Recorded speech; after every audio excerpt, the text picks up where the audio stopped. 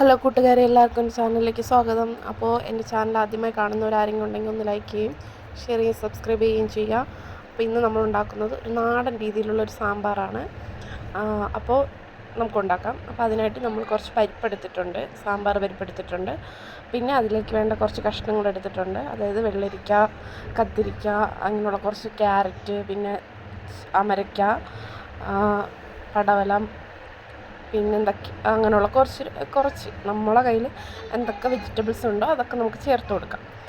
അപ്പോൾ അത്ര എടുത്തിട്ടുണ്ട്. പിന്നെ കുറച്ച് മഞ്ഞൾപ്പൊടിയും, പിന്നെ അതുപോലെ കുറച്ച് ഉപ്പ്. മഞ്ഞൾപ്പൊടി എന്ന് പറഞ്ഞാൽ 1 ടീസ്പൂണോളം മഞ്ഞൾപ്പൊടിയും, അതുപോലെ തന്നെ ആവശ്യത്തിന് പച്ചക്കറിയൊക്കെ ഒന്ന് വേവാകുമ്പോൾ അതിലേക്ക് വേണ്ട ഉപ്പും ചേർത്ത് കൊടുക്കുക. പിന്നെ ആവശ്യത്തിന് വെള്ളം എന്ന് പറയുമ്പോൾ ഞാനിപ്പോൾ ഇവിടെ 2-2.5 ഗ്ലാസ്സോളം വെള്ളം ചേർത്തിട്ടുണ്ട്. അതായത് ആ പച്ചക്കറിയൊക്കെ ഒന്ന് വേവാൻ വേണ്ടി. പച്ചക്കറി പെട്ടെന്ന് വേവും, ജസ്റ്റ് ഒന്ന് പെട്ടെന്നൊന്ന് ഒരു തീയിൽ ഒന്ന് തിളച്ചാൽ തന്നെ പച്ചക്കറി വേവുന്നതാണ്. നമുക്ക് കുക്കറിൽ വേവിക്കണമെന്നുള്ളവർക്ക് കുക്കറിൽ വേവിക്കാം. അല്ലാത്തവർക്ക് ജസ്റ്റ് നമുക്ക് പരിപ്പും ഈ പച്ചക്കറിയൊക്കെ കൂടെ ഒന്നല്ലാണ്ട് കുക്കറിലല്ലാണ്ട് നമുക്ക് വേവിച്ചെടുത്താലും കുഴപ്പമില്ല.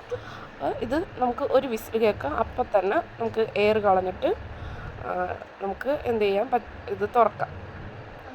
പിന്നെ നമ്മൾ ഇതിലേക്ക് വെണ്ടയ്ക്ക ആഡ് ചെയ്തിട്ടില്ല, വെണ്ടയ്ക്ക കുക്കറിൽ ഇട്ടിട്ടില്ല. കാരണം എന്ന് വെച്ചാൽ എല്ലാവർക്കും അറിയാമായിരിക്കും വെണ്ടയ്ക്കയിൽ ഒരു വഴുവഴുപ്പുണ്ട്. അപ്പോൾ അത് നമ്മൾ ഡയറക്റ്റ് അതിലേക്ക് ഇടുമ്പോൾ ഭയങ്കരമായിട്ട് ആ ഒരു വഴുവഴുപ്പ് വരും. അപ്പോൾ അത് വരാണ്ടിരിക്കാൻ വേണ്ടിയിട്ട് നമുക്ക് വെണ്ടയ്ക്ക ഒന്ന് കഴുകി വൃത്തിയാക്കി എടുത്തിട്ട് ഒരു ചീനച്ചട്ടിയിൽ ഇട്ട് നമുക്കൊന്ന് വാട്ടി കൊടുക്കാം. അപ്പോൾ ആ വഴുവഴുപ്പ് മാറിക്കിട്ടും. അപ്പോൾ അത് കുറച്ച് നേരം ഒരു 10-15 മിനിറ്റ് ഒന്ന് വാട്ടി കൊടുക്കുക. അപ്പോൾ തന്നെ അതിൻ്റെ വഴുവഴുപ്പ് മാറുന്നത് നമുക്ക് കാണാൻ പറ്റും.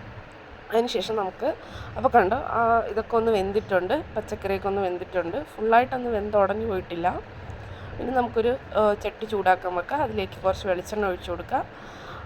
പിന്നെ നമുക്ക് കുറച്ച് ഉലുവ ഇട്ട് കൊടുക്കുക. സാമ്പാറിലേക്ക് ഉലുവ ഇട്ട് കൊടുക്കുക. അത് നല്ലൊരു ഫ്ലേവർ കിട്ടും. ഒരുപാട് എണ്ണ കുറച്ച് ഇട്ട് കൊടുക്കുക. എന്നിട്ട് ഉലുവയൊക്കെ ഒന്ന് പൊട്ടി കഴിയുമ്പോഴേക്ക് നമുക്ക് കറിവേപ്പില ഇട്ട് കൊടുക്കുക. കറിവേപ്പില ഇട്ട് കൊടുത്തതിന് ശേഷം നമുക്കിതിലേക്ക് വേണ്ടത് ചെറിയ ഉള്ളിയും പിന്നെ വെളുത്തുള്ളിയുമാണ്. ചെറിയ ഉള്ളി ചതച്ചെടുത്തിട്ടുണ്ട്, അതുപോലെ തന്നെ വെളുത്തുള്ളിയും ചതച്ചെടുത്തിട്ടുണ്ട്. ചെറിയ ഉള്ളി എന്ന് പറയുമ്പോൾ ഒരു 5-6 ചെറിയ ഉള്ളി, പിന്നെ ഒരു 2-3 വെളുത്തുള്ളി ചതച്ചെടുത്തിട്ടുണ്ട്. എന്നിട്ട് ഇത് നമുക്ക് ഇതിലേക്ക് ഇട്ട് കൊടുത്തിട്ട് നന്നായിട്ടൊന്ന് വഴറ്റി കൊടുക്കാം. അപ്പോൾ ഇങ്ങനെ സാമ്പാർ ഉണ്ടാക്കാത്തവരുണ്ടെങ്കിൽ ഒന്നിങ്ങനെ ഉണ്ടാക്കി നോക്കുക. വളരെ ടേസ്റ്റിയാണ്. ഇത് നമുക്ക് ഇഡ്ഡലി, ദോശ ഇങ്ങനെയുള്ള സാധനങ്ങളോടെ നമുക്ക് ഇങ്ങനെ ഈ ഒരു രീതിയിൽ സാമ്പാർ ഉണ്ടാക്കിയിട്ട് കഴിക്കുമ്പോൾ നല്ല ടേസ്റ്റ് ഉണ്ടാകും. പിന്നെ ഞാൻ ഇതിലേക്ക് കിച്ചൺ ട്രഷേഴ്സിൻ്റെ സാമ്പാർ പൊടിയാണ് ചേർക്കുന്നത്. അപ്പോൾ ആ സാമ്പാർ പൊടിയും കൂടെ ചേർത്ത് കൊടുക്കുക.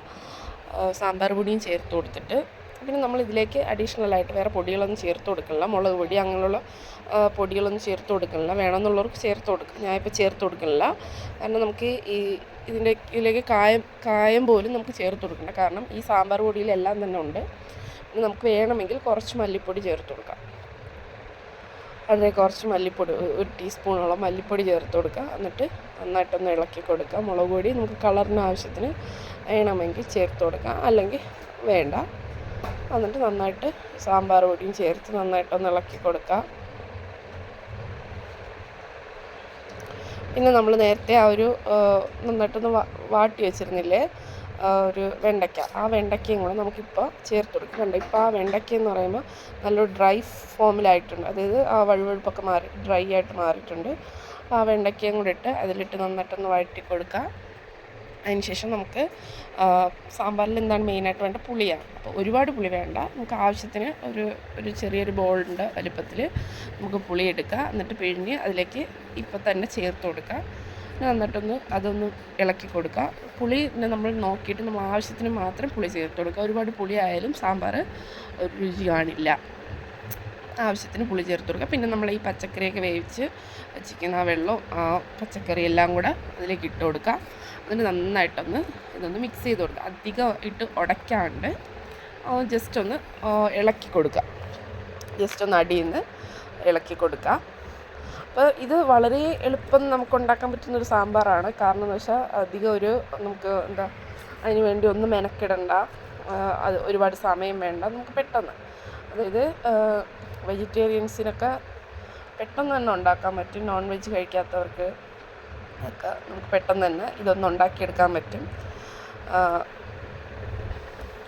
ഇങ്ങനെ ഉണ്ടാക്കാത്തവരുണ്ടെങ്കിൽ എന്തായാലും ഒന്ന് മസ്റ്റായിട്ട് ട്രൈ ചെയ്ത് നോക്കുക. പിന്നെ നമുക്കിതിലേക്ക് നേരത്തെ തക്കാളി ഒന്നും ചേർത്തിട്ടില്ല. അപ്പോൾ നമ്മളിപ്പോൾ എന്ത് ചെയ്യുക, ഒരു തക്കാളി നമ്മളിഷ്ടത്തിന് അരിഞ്ഞ് ചേർത്തിട്ട് കൊടുക്കുക. ഓക്കെ, അങ്ങനെ പ്രത്യേകിച്ച് ഇതൊന്നുമില്ല, നമ്മളിഷ്ടത്തിന് തക്കാളിയും കൂടെ അരിഞ്ഞിട്ട് കൊടുക്കുക. തക്കാളി എന്ന് പറയുമ്പോൾ നമ്മൾ വെന്ത് അതിലേക്ക് ഉടയില്ല, ജസ്റ്റ് ഒന്ന് തക്കാളിയൊക്കെ പെട്ടെന്ന് വേവണതാണല്ലോ, ജസ്റ്റ് ഒന്ന് തിളയ്ക്കുമ്പം തന്നെ നമുക്ക് തക്കാളി വെന്ത് കിട്ടും. തക്കാളിയും ചേർത്ത് കൊടുക്കുക. എന്നിട്ട് കുറച്ച് നേരം ഒന്ന് വെയിറ്റ് ചെയ്യുമ്പോൾ തന്നെ ഇത് നന്നായിട്ടൊന്ന് തിള വരും. പിന്നെ ഉപ്പൊക്കെ നമ്മൾ പാകമാണെന്ന് നോക്കുക. ഉപ്പ് പിന്നെ എരിവ് സാമ്പാറിന് അധികം വേണ്ട, എന്നാലും നമുക്ക് എരിവ് വേണമെങ്കിൽ കുറച്ച്, ഞാൻ പറഞ്ഞല്ലോ നേരത്തെ, കുറച്ച് മുളക് പൊടി ചേർത്ത് കൊടുക്കുക. ഇതൊക്കെ ഒന്ന് മൂപ്പിച്ചിട്ട് തന്നെ ചേർത്ത് കൊടുക്കുക. അപ്പോൾ അതിൻ്റേതായ ഒരു ടേസ്റ്റ് അതിന് കിട്ടും. അപ്പോൾ ഉപ്പ് ഈ ടൈമിൽ തന്നെ ഉപ്പ് നോക്കുക, എല്ലാം പാകമാണെന്ന് നോക്കുക. അപ്പോൾ ഉപ്പൊക്കെ നോക്കിയപ്പോൾ ഉപ്പൊക്കെ കറക്റ്റാണ്. അപ്പോൾ ഇങ്ങനെ ഈ ഒരു രീതിയിലൊക്കെ എല്ലാവർക്കും പലയിടത്തും പല രീതിയിലാണ് സാമ്പാറൊക്കെ വെക്കുന്നത്. ഞാനിവിടെ എൻ്റെ രീതി എന്ന് പറഞ്ഞാൽ ഞാൻ ഈ രീതിയിലാണ് സാമ്പാർ വെക്കുന്നത്. എല്ലാവരും എങ്ങനെയൊക്കെയാണ് സാമ്പാർ ഉണ്ടാക്കുന്നതെന്നൊന്ന് കമൻ്റ് ഇടണം കേട്ടോ. ഇനി ഇതിൽ വേറെ എന്തെങ്കിലും അല്ലെങ്കിൽ വേറെ ഡിഫറെൻ്റ് ആയിട്ടുള്ള എന്തെങ്കിലും രീതികളുണ്ടെങ്കിൽ ഒന്ന് കമൻ്റ് ഇടുക. അപ്പോൾ നമുക്ക് കൂടുതലായിട്ട് അറിയാൻ പറ്റും. അപ്പോൾ കണ്ടോ, അപ്പോൾ അതിൽ കുറച്ച് മല്ലിയിലയും കൂടെ ഇട്ടിട്ട് നമ്മൾ നന്നായിട്ടൊന്ന് ഇളക്കി കൊടുക്കുക. അപ്പോൾ കണ്ടോ, നമ്മുടെ സാമ്പാർ ഇവിടെ റെഡി ആയിട്ടുണ്ട്. കുറച്ച് നേരം കൊണ്ടൊന്ന് തിളയ്ക്കുമ്പോഴത്തേക്കും നമ്മുടെ സാമ്പാർ ഇവിടെ റെഡി ആയിട്ടുണ്ട്. കണ്ടോ, വെണ്ടയ്ക്ക എല്ലാം നന്നായിട്ട് വേവും. അപ്പോൾ നമ്മുടെ ഈ ഒരു വീഡിയോ ഇഷ്ടമായെങ്കിൽ എല്ലാവരും ലൈക്ക് ചെയ്യുക, ഷെയർ ചെയ്യുക, സബ്സ്ക്രൈബ് ചെയ്യുക. ഓക്കെ.